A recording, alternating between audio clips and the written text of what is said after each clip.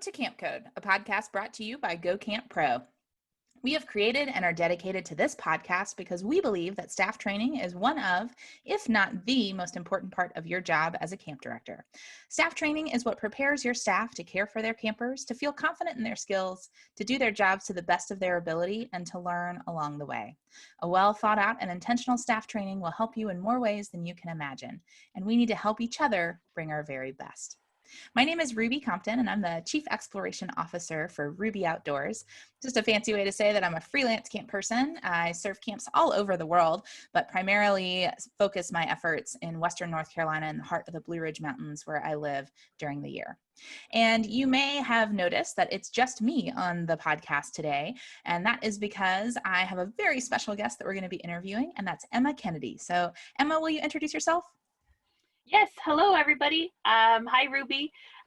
So my name is Emma Kennedy, and I'm from a summer camp in Quebec, Canada, north-ish in Quebec, in a little town called Saint Donat.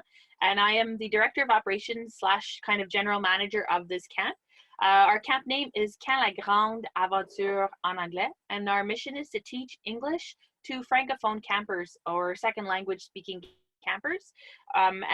For those of you who know Gab from Camp Waro, we're not that far away. We're kind of neighbor camps. So we do practice a few of the same training topics and techniques as well. Rock on. Thanks so much, Emma. And thank you for making the time to be here today. I really appreciate you coming to share some of your wisdom with our listeners. No problem. It's a pleasure to be here. Well, so I met Emma kind of officially and most recently at the ACQ, which was the big camp conference, the professional camp conference in Quebec and back in the fall. And then we were at Tri-State, or I was at Tri-State, like walking down the sidewalk, and I ran into her again. And she said, I have this brilliant thing I want to tell you about. And I was like, oh my gosh, that's so brilliant. Come be on the podcast. So in the meantime, we've exchanged a few thoughts back and forth. And I just said, we just got to record some of this conversation because you're saying a lot of really smart stuff. So Emma, can you start off by just telling us about an idea or two that is about staff training at camp that you've been spending some brain power on recently? Yeah, there's actually been two that have been, well, three now with this pandemic that we've been focusing a lot on. One of the original ones, which I started with my leadership team in January and February when they were helping me plan staff training, was I got rid of all of our previous schedules. So I removed them from our training manual. I removed them from the documents that I sent to my leadership team, because I wanted them to start fresh, and I wanted us to get outside of the box and to think of something new. And I had them focus on qualities, hard skills, soft skills, however you want to call it at your camp, on what they think counselors need and how can you train the counselors in getting that, versus sticking to our typical training, which is we have to teach them youth characteristics, or we have to go through and teach them how to go rock climbing. But really focusing on what skills do they need to be a good counselor. And I know my leadership team really enjoyed doing this activity, and it's something we've been focusing on throughout the whole winter. The other one that just kind of hopped into our lap this last couple of weeks with the pandemic going around is keeping in touch with our staff before camp arrival. I think staff training can start from the moment when you hire your camp counselors, and that's something we've really been focusing on is connecting with them, making sure they're doing okay, making sure their mental health is good, trying to send them out an email or a Facebook message one time a week. And actually this week we're setting up a little kind of care package to send them via email about how to stay connected with their friends and family over the Easter weekend. Just to make sure that they can still feel connected and they know which resources are out there and that we're thinking about them.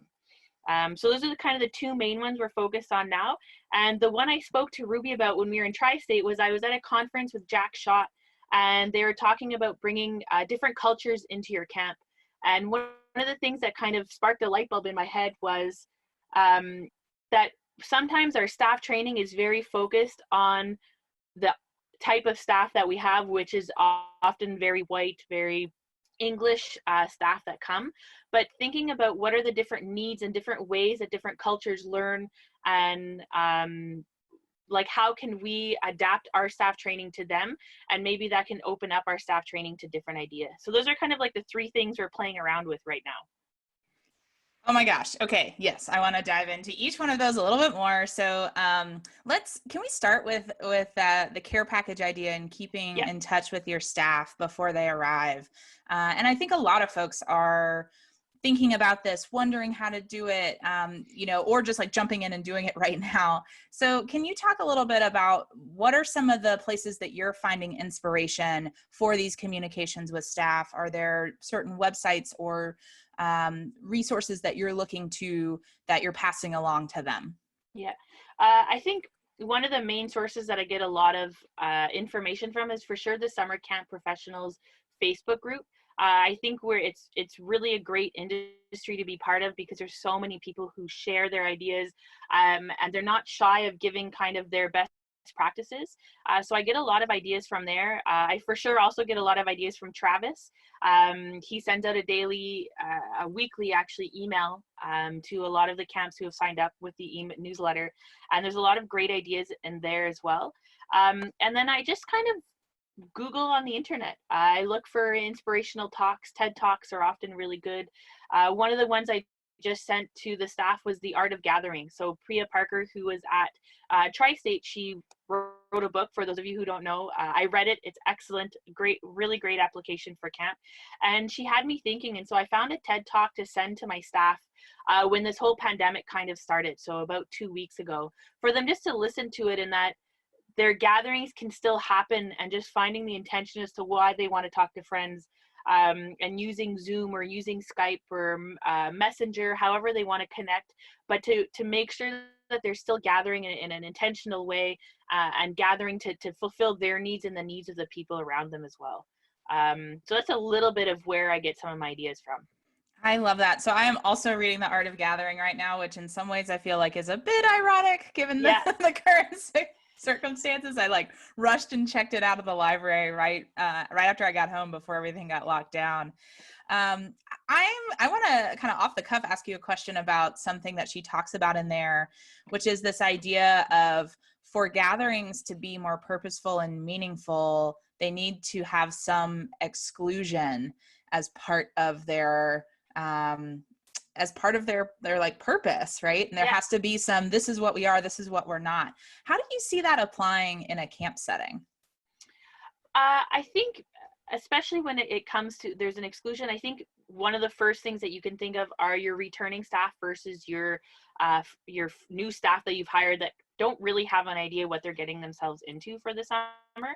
I think the message you send to each of them should be a little bit different. And I know even just from the get-go, when we send out letters of hire, I have a little blurb that I send to my summer camp staff, sort of what I expect from them and how I expect them to greet the new staff, and how to sort of bring them in with open arms. I think that's one way to be kind of exclusive, and that's how you can apply it in summer camp. I think it also goes beyond not forcing people necessarily. Sometimes in summer camp, we have the tendency to say, okay, I want everyone needs to scream right now, or everyone needs to play this game because it's the best game ever. But sometimes kids don't necessarily feel like playing those games. So being able to see that they're not excluding themselves, they're just not in the mood to it, and how can you make a different type of gathering to reach out to those types of campers or those staff members as well. Oh, right. It's the paradox of inclusion is exclusion and exclusion Yeah. is inclusion. You like get really tangled up in there. But I think that is really smart that there are times at camp and when we gather at camp and that camp itself is a gathering by definition, the way that Priya Parker talks about it. But then there's all these little mini gatherings within it that we're hosting. Yeah. And so, that's okay. Now you have my wheels spinning even further. This is awesome. So tell me a bit about, are you doing any gathering with your staff prior to camp or prior to their arrival this year? We're just kind of waiting, testing the waters to see what's happening. For sure. It's something that's in the back of my mind, whether maybe we'll do a Zoom meeting with all of them, just to kind of check in to see what things are happening. I've been calling most of my second year staff. I've called them personally just to check in to see how they're doing, to keep that connection. And some of the new staff as well, we're starting to get into contacting them. A full group gathering, we haven't 100% planned it, but I think it's something that's in the works to get them to feel those connections before their arrival, because I think our start dates, some of our start dates have already been pushed a little bit. So I think being able to do that will help them kind of create that bond and that connection before their arrival to camp this summer. I love that. And I think it's so smart to pick up the phone. Yeah. As much as we hear about like, don't leave voicemails because people don't listen to them, and people would rather text than call. I think actually right now that some of that's getting reprogrammed, and Yeah. actually talking to people on the phone is a really appreciated reach out, or sending a little video message. And I know we had one summer where I had my leadership team members call, who were at camp a little bit ahead of time of when staff training happened. I had them call the new staff. We had them divided up, and they had 5 or 6 people that they called and just said, hey, do you have any questions? Any questions about the packing list? Just want to remind you to show up at this time. And, we didn't have any no-shows that year. Like, everybody showed up, and it's kind of nice that that there's this other person who's looking out and excited to meet you, and you've already had that touch point with. Yeah, and I think there's a lot of anxiety for new staff coming to camp. I remember, it was years ago when I was a camp counselor and I started for the first time, but I remember not really knowing what I was getting into. I never went to camp as a kid at all. I didn't start working in one until I was 20 years old. So just showing up and getting there there was a lot of anxiety in it, and receiving a phone call from the coordinators then really helped kind of answer those questions. And I didn't really think I had questions, but they just kind of talked to me and told me a little bit what to expect in training and what to bring, and it really made, I think, a difference for the arrival for me when I started off as a counselor. Awesome. Yeah. And to roll off of that a little bit too, again, considering we're in a world where camp may be delayed, camp may look different, your return staff are going to need these calls too. So remember that, that anytime you're facing any sort of changes at camp, that again, a personal message talking about this is why we're doing this differently, or this is how this is going to look, or this is what you can expect when you arrive, I think is going to go a long way. Any other thoughts about how you're keeping in touch with staff before arrival that you want to share before we move on to our next topic? I think it's just important to remember that training doesn't necessarily mean the 10 days before your staff arrive. That there's a lot of things that information you can give your staff, videos you can send your staff. One thing that we're doing this year, but we have started doing in the last 5 years, is I have my 2 coordinators create a video together before the staff arrive, that we send it to them so they can have an idea of what to expect. And they make 2 different videos, one for returning staff and one for new staff as well. And then that way the staff can meet and put a face to the coordinators and really know kind of who their leadership team and who they're going to be working with. So I think not to underestimate the contact you can have before camp, and the training and the ideas you can put in your staff, and sort of like your culture of camp. You can start it right as soon as you hire your staff members, so then they have an idea of what to expect when they arrive to camp. Perfect. So good. Such good stuff. Okay. Now I want to dive into this idea of like taking all your previous schedules and hiding them, putting them away, saying we're starting with a totally clean slate. Tell me a little bit about what the reaction was when the first time that you did that. Yeah, well, they kept wanting to see the schedule. They kept wanting to look at it just to make sure they had all the bases covered. And I told them just to think of a typical day at camp. So from in the morning, from 7 o'clock when we wake up until 10:30 when, 10 o'clock when the lights are out, and then the staff supervise. What do you expect from your staff on that day? Where do you need them to be, and what skills they need when they're working in that motion? And it was received with a little bit of hesitation at first from my leadership team. But as we started brainstorming and we made like a grid as to what skills go where and what we can do, it put them at ease a little bit and allowed them to, it's really, you could see their creativity starting to shine through, and their experience and things that they've been doing also really shining through that moment. That's awesome. And I think about what an amazing experience that is for those leaders too, because if they are ever in a, training planning role, be it at camp or anywhere, right? Having that skill of literally starting with a blank slate and learning how to work through, like, how do we organize what skills need to be taught, and how do we approach that, and what do we keep and what do we get rid of? Like, so cool. Is there anything in particular, like any really cool innovations that you feel like came out of doing that process? I think, yeah, one of the ones was we don't allow our staff to reflect upon the day and the skills and the things that they learned in our previous staff trainings. And so one of the big things that they realized was that we shoot tons of information at our staff during the 10 days that they're with us for training. And we do offer some reflective activities, but it's not one of our main priorities. Whereas this year, after kind of reviewing everything, we wanted to bring out the reflection more and make it a little bit more mandatory for the staff. So having it more than one time a day to really get the staff to reflect and to see how what they're learning can be applied to when they have camps, instead of them feeling overwhelmed with all of this information that we shoot at them. That's awesome. Can you share, you've said you've been through that in training. Can you share what you saw the effect on your staff to be? How did that play out as the summer went on and through training? I think it helped them kind of be able to see the application of what they learned in training. I found in previous years they would do it and then they'd come see me and be like, I have no idea what game to play with my kids. And you're like, yeah, but we played about like 100 in staff training. Think back to your staff training, and you could see that reflective process of going back and thinking is not natural to our staff. It's not something they have the habit, because they're used to getting the answers, I think, right there on their phones constantly. So because they don't have their phones and they can't carry around a notepad, it's going to get wet or dirty. It's good to get them into that reflective practice as to what have I seen in the past, and to really get them into that mode of thinking versus always being given the answer right away. So smart. And experiential learning,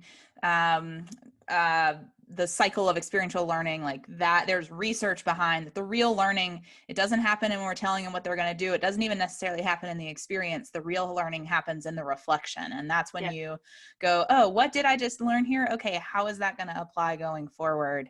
That's huge. And I think so often a step that is missed because we feel like we just have to fire hose information. Yeah. Okay. So good.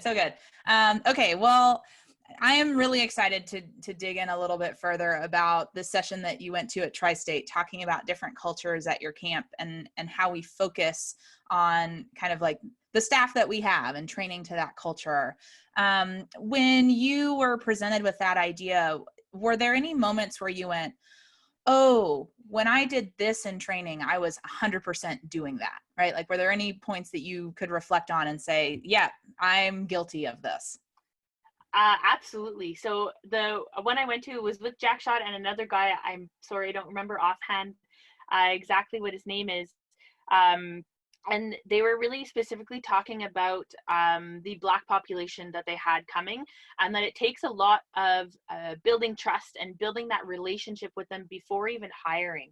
And I think it's something we never considered. We never thought that we had to think differently about when hiring different cultures. And this year we're lining up to have a very cultural diverse staff compared to what we're used to having. And it's made me really kind of want to research different cultures and how should I be reaching out to them, or reaching out to past staff or the staff at the end of the summer to talk a little bit about even just in our interview process and how we do the whole thing. Does it meet the standard that they kind of had in mind? Does it fall in line with their values and a little bit of their culture and where they come from versus my culture, which I'm kind of like imposing on them, I guess, without really considering, like, really opening up the view. So I think that's something I'm for sure guilty of, is not considering when I do my staff training, is this open to all types of people, or do I have each section of staff training, is it kind of, diversified enough so that all my staff can feel comfortable and get something out of it and feel like their values and who they are is being valued. Did they offer any guidance in the workshop that you went to on how to ask some of those questions, how to create that space? Yes, they did. they really talked a lot about gathering the staff, key staff that you could talk to, and just ask open and honest questions with them. Sometimes we get very caught up on being politically correct, and they talked about just telling the staff that maybe you're going to be not politically correct, but you want straight answers and for them to be open and honest with you. And I think that that's kind of where I'm going to go at the end of the summer, to really take some of my staff aside one-on-one, just to really get their feeling of how it was in staff training and how their summer was, and did they feel comfortable the whole time at camp, yes or no? And it's okay if they say no, and it's okay if they don't want to come back, but in order for me to know that, how can I improve and get better at what we do? And I find some tension in that, like, yes, I want to ask all those questions, but I also, I work in an area where a lot of the camps are very white, like, Yeah. and that's not dissimilar to how a lot of the camping industry, is and can look. And so I would be hesitant to go to my one, Black staff member and say, hey, how was your experience at camp this summer? We want you to represent all people of color, right? And so I like, where is that tension for you? Like, what feelings are you having? How do you deal with that? How do we create the invitation, but also not say you have to speak representative of everybody? Well, I think it's a process. I don't think you can expect all of the answers from one summer in doing this kind of a survey. I think, Mm-hmm. and I don't think necessarily it has to be generally just the Black person. You can also take the other people around to ask them those questions. But I think they can start by being the original spokesperson, but I think you can build up and build a community from there. I think in order to build a community, it always takes one person. It's kind of like a forest. In order to build a forest, you need to start with one tree. And so in order to build your staff and your community, I think you need to start with one staff member and talk to them open and honest about what your plans are and what your future is. And maybe they have resources that you can go to that they know of as well, like community centers or different places that you can start advertising and becoming involved in, so that they can learn to trust you and be open with you. Yeah. And I think if you have folks and show that vulnerability and that willingness to learn and the willingness to, like, sit down, be quiet, and listen, Yes. I think that is really, really huge. And I think I had some conversations with somebody who was in the same session that you're talking about, Emma, that talked about the idea too of, like, white people got to do the white people work too, right? Like, Yes. we can't always go to people of color in our community and say, how do we fix it? We have to do some tough conversations amongst ourselves Yep. as well. And I think finding folks who are willing to engage in that conversation too. And so I think about, if I was in an organization looking at this as a director, I would certainly, look around and see who are the folks that I think I want to engage in this conversation. But I might also do some general, opt-in, like, who is interested in doing doing a task force or helping us improve and grow in this way. And I think that there are ways that we don't even understand that we are imposing culture that may be really affecting a lot of people in a lot of different ways, and that there are biases that we are spewing forth unintentionally and not with any sort of intent to harm, but that we don't even know are affecting folks until we invite folks to speak up. Yeah, I agree 100% with that. I for sure think that we impose things without wanting to hurt people and have no idea. And I even think sometimes they don't even know that we're imposing it till it's too late, until it's too late to change, until it's too late to act. And there's already kind of a bitter feeling that they're picking up, and they can't exactly pinpoint it. That's so well said. And so what are you thinking about as far as how do you equip your staff to recognize that feeling and cope with it in a camp community? I think just, again, going back to the reflection process, and it's something I started in my own life about a year ago now, beginning of April, taking that time to really reflect and feel how you feel. I think it doesn't come at a better time. We're stuck right now in our own houses, in our own little area, and can't really go out. That it's a really great moment to become reflective And I think it's something that we miss a lot on a daily life, and especially our students. There's a lot of pressure from the students. They have many exams. They have to get part-time jobs while they're studying at school. They have the social life, that the social media, the social pressures that they have to deal with, that often life is fast-paced. And camp can be fast-paced because we have heavy schedules for the staff to follow. But to take that time in training to build a routine with your staff of reflecting on how they feel. How do you feel right now? How was your day? Draw a smiley face. It could be just as simple as, here's 5 smiley faces. Pick which one you chose, how you feel throughout the day, and why. Why are you feeling down right now? What happened? And to really take that moment to reflect on it. I love that. And this is also sparking for me, and I talked about this in one of my Instagram lives this week, and it came from the Art of Gathering as well, this idea of vulnerability. And I think that reflection ties in really closely to vulnerability. And I'm curious how you feel like you are able to inspire vulnerability or encourage vulnerability within your staff culture. I think for sure leading by example is one of the best ways to do it. And it's something I started to do a lot more, so to be a lot more open about my vulnerabilities with my staff, especially my leadership team, about things that make me feel uncomfortable or things that I'm doing. And so I have a journal that I've been writing just over a year now, and it is personal, but I show it to staff. I show the staff how this has helped me. I talked about it. I let them flip through some of the pages, especially my leadership team. They saw me writing in it one day and they asked me what it was. And I think just that, you could tell they were like, okay, there's like, she's not always happy. They could see there were days that I wasn't happy necessarily. And they could see like a pattern, like not a pattern, but they could see that most of the time I was like super happy and excited, but I did have down days and I had days that I struggled. And I think by you showing it, allows them to feel more vulnerable as well, and it kind of carries down through your team. And it's something I had a conversation with the leadership team with, that they're not going to be perfect and they're going to have hard days and easier days, and it's okay if they make a mistake.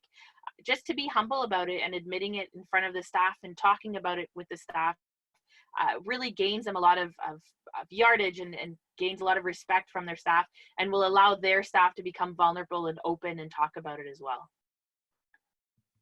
So good. It's so good. And I think about a couple of training activities. One is Michael Brandwein talks about making mistakes publicly, and Yes. how so often we have been trained in our lives to like, oh, I made a mistake, but I'm just kidding. I meant to pick up this orange paper because I wanted to show it to you, but now here's the blue paper, right?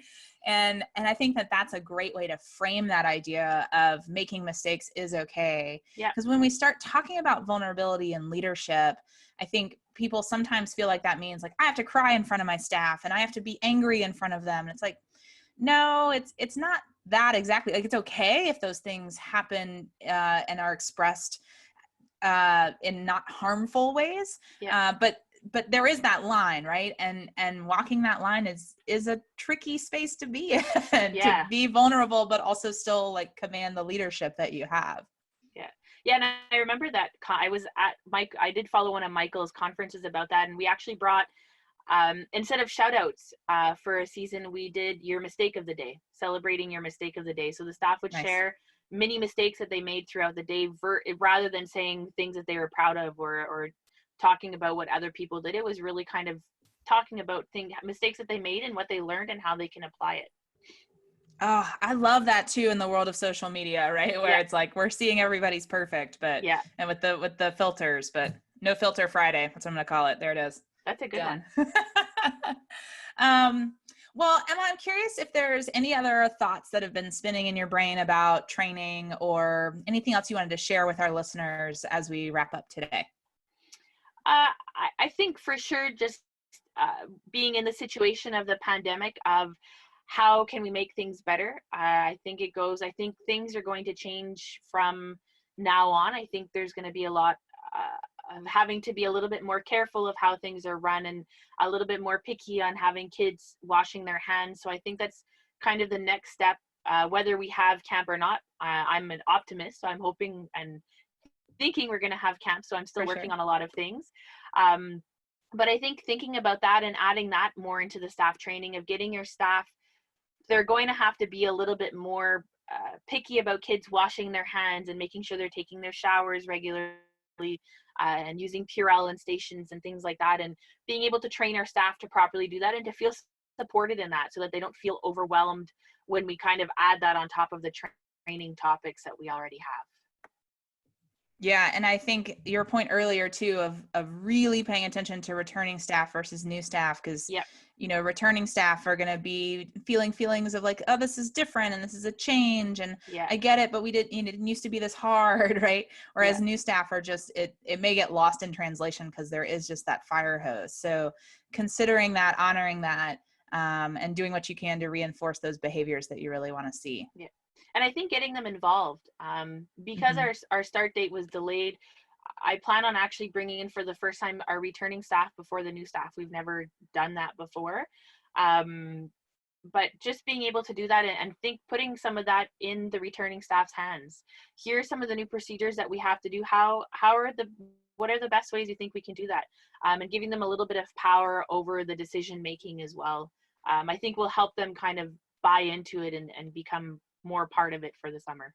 Oh, love that. Such a great reminder for us as directors that we may be making some of those decisions or creating contingency plans, and to check back in on those as summer is progressing. When we do return to camp, that, I have certainly had some of the best laid plans, and then we do it for a week and my staff go, this is dumb. We should do it this way. And I'm like, of course we should. Why did I not see that? So let's make sure that we're asking our staff and checking in on how things are going. And if folks have suggestions on how to make it better, that we welcome those. Yeah. Awesome. Exactly. Well, Emma, thank you so much for coming on today and just sharing a little bit, being in the weeds, some cool ideas that are coming up for you. And there's, some big topics that we touched on, and I really appreciate you taking the time to share today. No problem. Thank you so much for having me. And it's always great to talk to people. And I'm so thankful for the camp community in general and the ideas and things I've learned from them throughout the years. So it was really a pleasure for me to do this today. Awesome. Well, we want to make sure that you know how to get involved with our podcast. So you can join us using that hashtag camp code. Any topics that you'd like for us to discuss, any guests that you'd recommend that we have on the podcast and interview, like we had Emma today, and any great leadership training tips that you have that you want to share with us, we would love to feature them on the show. And we'd love to hear from you. As Emma said, it's all about sharing in this industry, and that's part of what makes working in camp so great. Also, if you have found this podcast to be useful, we would really appreciate it if you could leave a rating and review for us in whatever podcasting app you use.